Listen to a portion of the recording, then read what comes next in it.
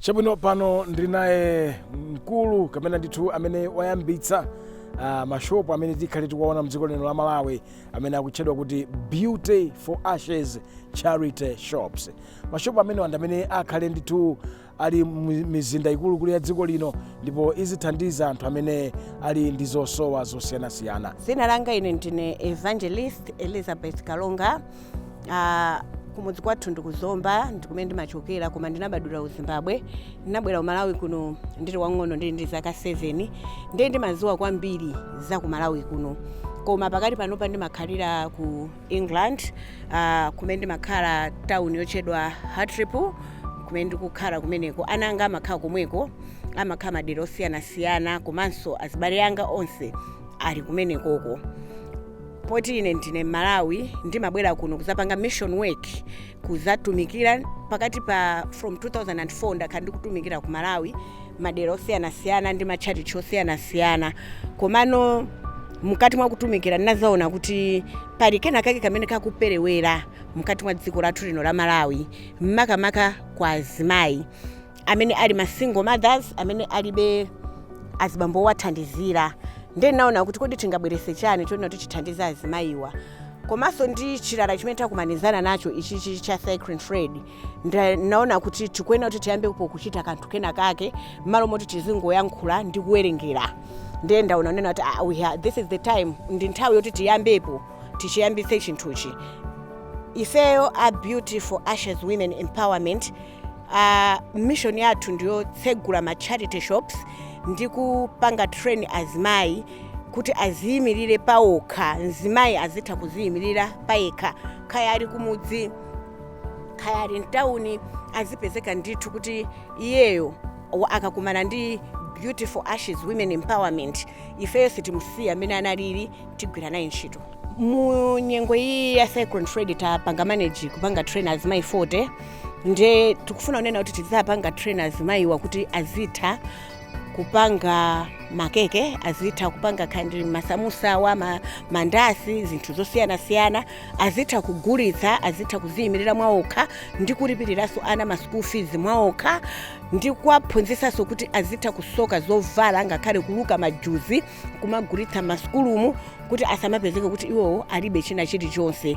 Nde ife a Beauty for Ashes Women Empowerment ndi ntchito imene tikufuna kugwira ma communities onse a dziko la Malawi kuyambira kumawa kumwera kumpoto tikhala tikudzala ndithu tikupanga plant chinthu chimene chichi cha Beauty for Ashes Women Empowerment. Ende tikufuna kuti tigwire ntchito limodzi ndi ma challenge chifukwa azimayi ena amatha kungokhala challenge kumadikira kuti abusa apaseka chakudya apaseka chani. Nde ife tikazazibusa kuti azimayi awawa ife tikubweretsa chinthu choti apangidwe train azitha kulipirira anawo ma school fees, azitha kupanga zinthu zosowekera, azitha kugula sopo olo iwo azitha kuoneka bwino. Komanso tufuna taphunzitse kupanga zokhoza zalazi memukona zala zanga zinthu zodula kwambiri kupanga timawigi.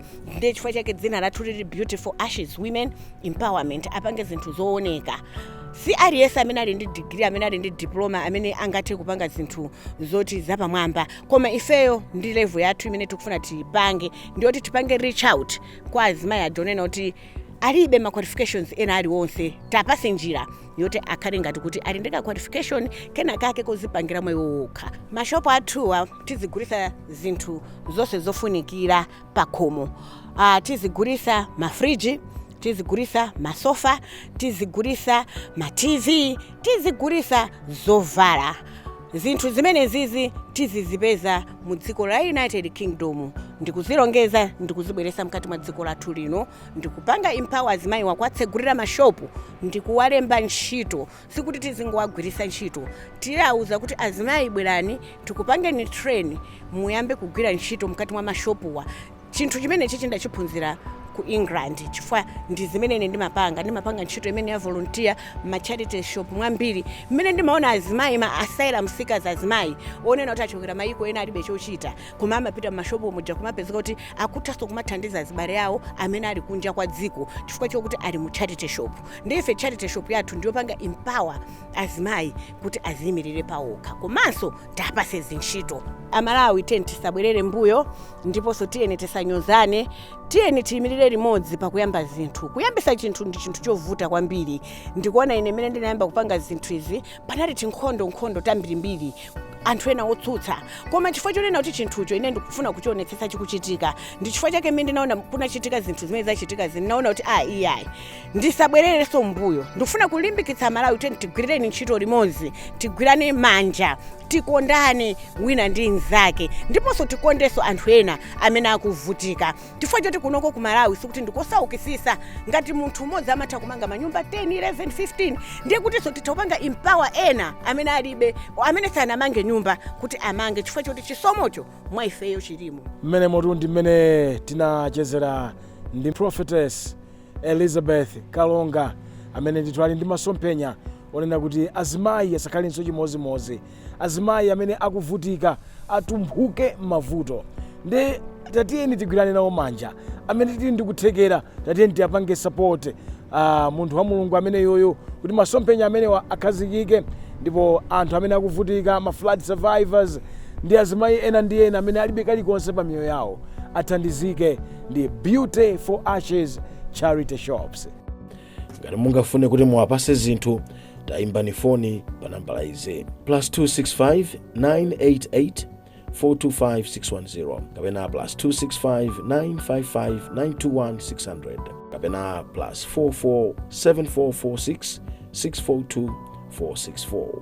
Ndipo muzayankhula ndi abusa Elizabeth Kalonga. Beauty for Ashes, kuthandiza amayi kuzimira paokha.